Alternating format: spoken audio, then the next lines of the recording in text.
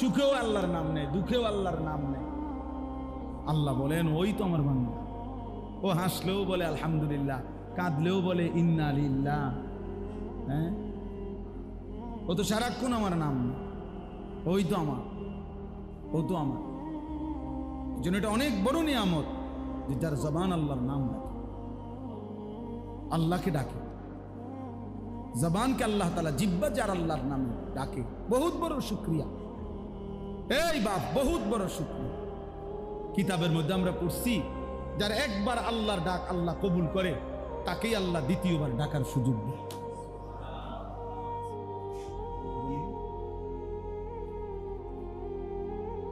যে একবার ডাকলে আল্লাহ এটা কবুল করছে, তো সে দ্বিতীয়বার আবার ডাকে, আবার ডাকে, আবার ডাকে, আবার ডাকে।